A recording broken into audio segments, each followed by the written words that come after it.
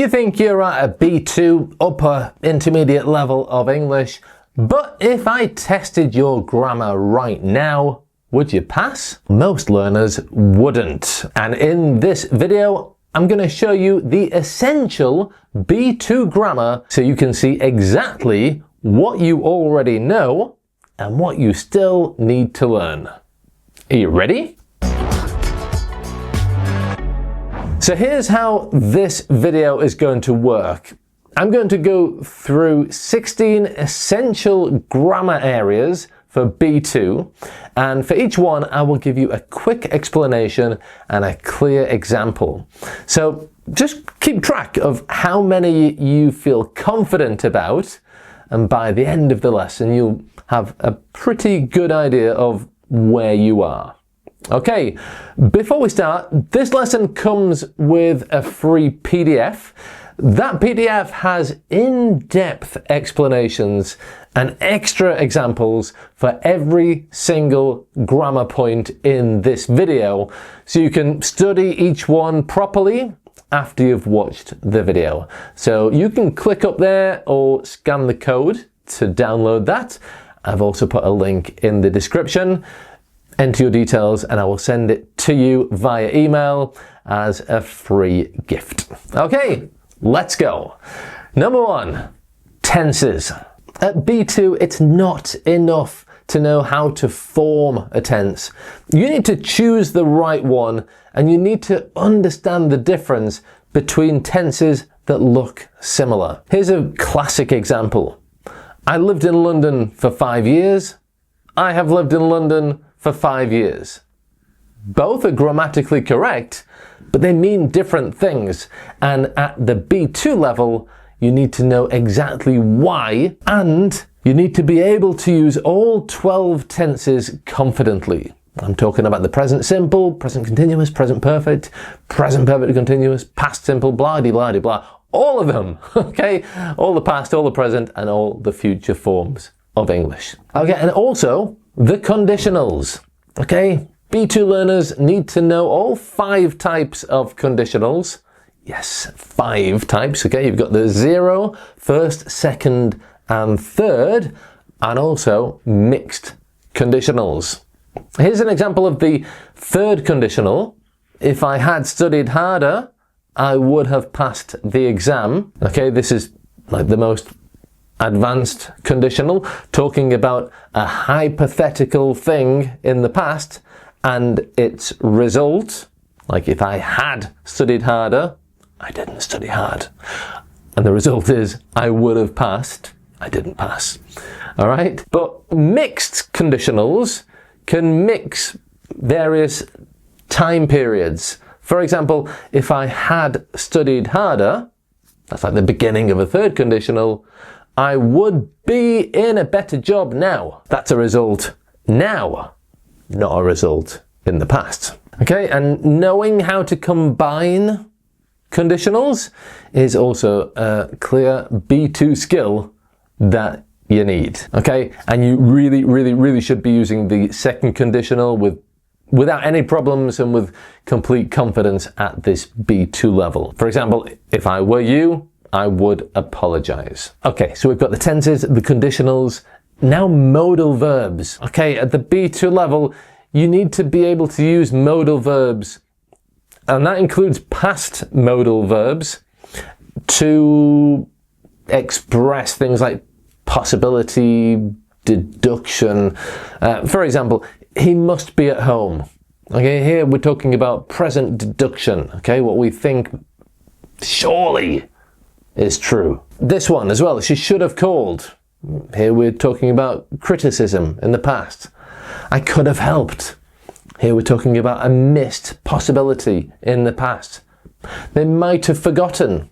Again, we're talking about possibility in the past. So if those feel natural to you, great, okay? If not, that's something you need to work on to reach that B2 level.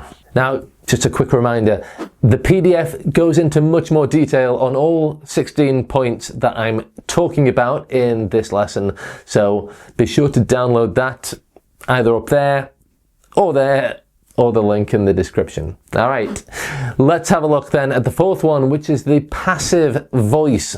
Now, there's always more than one way to say something in English, and the passive voice is often one of them. And you need to be able to use them across all the different tenses, and also know when to use them instead of using the active voice. So here's an example.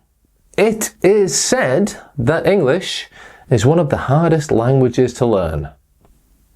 Surely not. Here's another one. He was given a second chance. Okay, so these structures are common when we don't care, or it's not important, who is doing the action. The only thing that we care about, the only thing that is interesting for us, is the person receiving the action. It is said that English is difficult. Who says that? Well, we don't care, so we use the passive. He was given a second chance. Who gave him a second chance? It's not really important. The main thing is that he got that second chance. That's the important part of the sentence. And you need to be able to change your sentence into the passive to put the importance on the correct part of the sentence. That's why we use the passive voice, and you need to be confident in that to have a good B2 level of English. Okay, the next one is reported speech. So when you are reporting what someone says, this is reported speech, and there are just three things that you need to change. You need to change the tense, you need to change the pronouns, like he, she, they, and you need to change the time expressions. So, direct speech is this. I'm tired, she said. Reported speech, she said she was tired. Okay, so we're putting the tense back one. Did you call me? She asked. She asked if I had called. Okay, so again, we have to change the person, we have to change the tense, and if a time period was mentioned, we have to also change that too. At the B2 level, it's not enough to say things like, she said, I was tired. No, you need to be able to put it into a sentence to report what people say, like she said she was tired, and you need to be able to do it naturally, both with sentences, questions, and commands. Like, do this. She told me to do it. All right, the next section is relative clauses. I don't know why I hate the word clause. It sounds so grammatically blech, complicated and jargon. But basically, when we're talking about relative clauses, we're talking about the words which, that, and who. Okay, so look at this. The man who called me was my boss. Okay, this is called a defining relative clause. This one though, my boss, who called me yesterday, is very friendly. This is called a non-defining relative clause. And basically, the first sentence, the man who called me was my boss, this tells us essential information. Okay, it tells us which man you're talking about. The man who called me was my boss. But if we have a little comma when we're writing or a pause when we're speaking, my boss, who called me yesterday, is very friendly. This is non-essential information. It's like extra information. The sentence is perfect without that information. Like, my boss is very friendly. That's what I want to say, but we can add non-essential information with these little relative clauses, like my boss, who called me yesterday, is very friendly. This gets a little bit more complicated with that and which, but at the B2 level, you need to know when to use that, when to use which, when we don't even need it at all, or when we just can delete the relative clause. Like this, the book I'm reading is really good. Okay, it could be the book that I'm reading, or the book which I'm reading, they're fine. But when we're speaking naturally, we can just often delete that. And you need to know in which situations you can delete it and in which situations you must use it to have a B2 level of English. Okay, how are you doing, by the way? How are you feeling? Do you feel confident about the first 6 that we've talked about? Let me know in the comments. I would love to hear how you're doing. Okay, we've done 6. There are about 10 more to go. So let's have a look at number 7, which is gerunds and infinitives. Okay, so some verbs are followed by another verb in the ing form, like going, taking, and other verbs are followed by another verb in the infinitive form, like to go, to take. And at the B2 level, you need to know which is which. You need to understand when to use each one and how it can change the meaning. So, for example, I enjoy reading, but I decided to go. And you need to understand the difference between things like this. I stopped to talk to her. In other words, I paused in order to talk. Or I stopped talking to her. In other words, we're not friends anymore.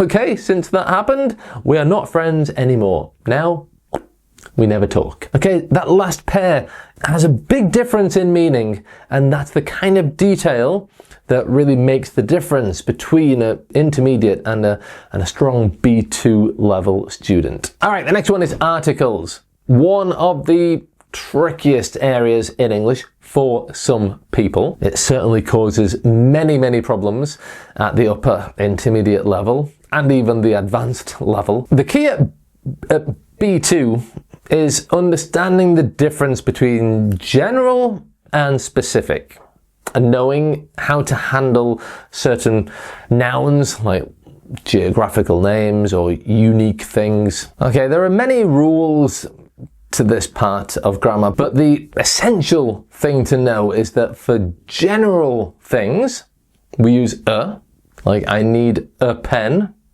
Okay, I don't care which pen, just general pen, non-specific. Or, can I borrow the pen? Or can you pass me the pen on the table? Okay, here I'm talking about a specific pen. All right, another example, I love music. Abstract noun, okay? I'm not being specific. It's uncountable, so no article. But I love the music she plays. Here I'm being specific about which music. Okay, the music she plays. So there we use the. Okay, oh, and look at this. She lives in the United States. Some names of countries have the, but she lives in Spain. Yeah, most countries don't. So you need to master this section if you want a strong B2 level of English. The next section is prepositions, and it's not enough just to know in, on, and at for time and place. You need to start learning prepositions in chunks. You need to use them naturally.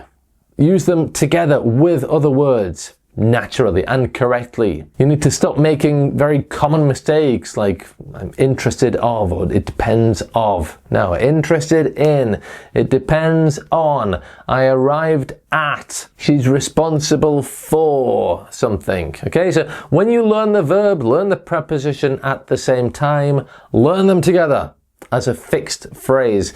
It's the most effective way to stop making common preposition mistakes, and that's what B2 learners tend to do. So start doing it now.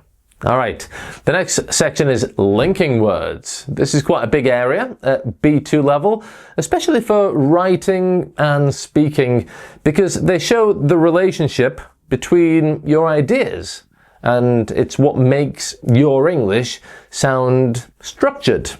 So, things like although it was raining, we went for a walk. Okay, although it shows contrast. She was exhausted, so she went straight to bed. So, we use that to express the result of something. He failed the exam. However, he didn't give up. However, to express contrast. In addition to grammar, vocabulary is essential. Okay, in addition to show addition. All right, and without linking words, your English can sound just like a list of sentences But with linking words, it sounds like, you know, real, well thought out, natural communication. The next thing on my list here is comparatives and superlatives. So yeah, I mean, at B2 level, it's not just bigger, more interesting. You need to use intensifiers, you know, to really make comparisons more intense and emphatic. For example, this course is much better than the last one. Okay, not just better, much better. It's far more interesting than I expected. Okay, not just more interesting, but far more interesting. She's nowhere near as confident as she's used to be. Okay, not just she's not as confident. No, she's nowhere near as confident. And these little intensifiers can really help you express yourself more accurately, more powerfully, and that is what we want at the B2 level. It makes you sound much more natural and advanced. Okay, another area where students often make mistakes is with quantifiers. A quantifier is a word that describes quantity of something, like much, many, few, little. For example, I don't have much time. We use much for uncountable things, like time. I don't have many friends here. We use many for countable things, like time. There's little hope. Okay, a very small amount for something uncountable. There are few options. Again, a very small amount for countable nouns. And at B2, you need to know the difference between a few and few, and also a little and little, because they mean very different things. All right, number 13 is word order and questions. So indirect questions are a very common problem at the upper intermediate level.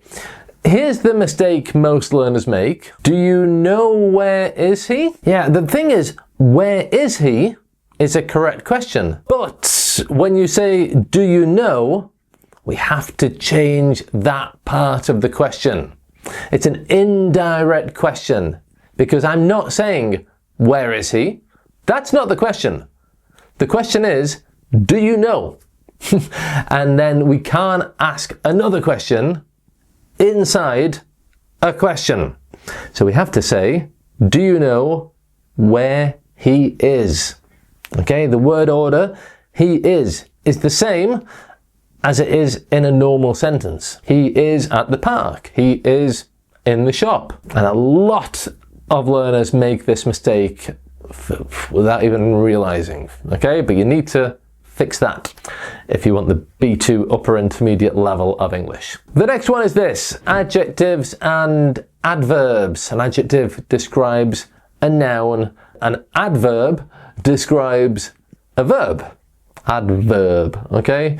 It tells us how the verb is being done. And the key B2 skill here is knowing the difference both in the form of it and also in the position of it. So it's not he speaks fluent, no, it's he speaks fluently. That's the adverb and it describes how he speaks and it goes after the verb. But look at this, she is a fluently speaker. No, there we need the adjective because we are describing the noun. A fluent speaker. The adjective is just fluent and it goes before the noun. All right, you've been waiting for it. Number 15, phrasal verbs. Yes, at the B2 level, you need to do more than just recognize phrasal verbs. You need to use them naturally. So instead of things like always saying, I cancelled the meeting, you need to naturally say things like, I called off the meeting. The more phrasal verbs you can use naturally in conversation, the more advanced your English sounds. And whereas intermediate learners tend to avoid phrasal verbs because, like, they're scary, they're not scary. But advanced learners tend to use them naturally and they sound great. So if you want the B2 level of English, you need to start using them naturally and stop being afraid of them. Okay, all right. The next one here, common confusions. Yeah. What I'm talking about here are just the small details that really separate a B2 learner from like a B1 intermediate learner. Things like the difference between say and tell, make and do, for and since, already, yet and still, so and such, to and enough. I could continue, but there are so many pairs of words that are confusing and cause many, many common mistakes, but you really need to just fix those mistakes so that all these silly mistakes don't bring your level down when, you know, the rest of it is good. Now, if you have watched this video and thought, yeah, I need to work on this or that, or these 3 things, or these 4 things, or everything, then I need to tell you about something. Brilliant B2 is my complete 12-week course, and it's designed to take you from a level where you're intermediate and stuck and frustrated because you want to break that intermediate barrier and start feeling confident and fluent with all the grammar that we've mentioned today. The course also covers the pronunciation, vocabulary and listening practice that you need to reach that B2 level. There are 12 modules. You'll learn about 12 aspects of British culture. There's a final exam, a certificate at the end. If you are serious about reaching a B2 level of English, this is the clearest path I know. Hundreds of students have loved taking this course, and it is the most structured way to take you from where you are now to having a strong B2 level of English. And I will put a link and a code in the description for you. Now, a lot of the first points that I mentioned in this lesson were related to tenses. If you want to learn the 12 tenses of English in just 25 minutes, explained very clearly, then watch that video there. It's really concise and really useful. So I'll see you there. Thanks for watching, and bye for now.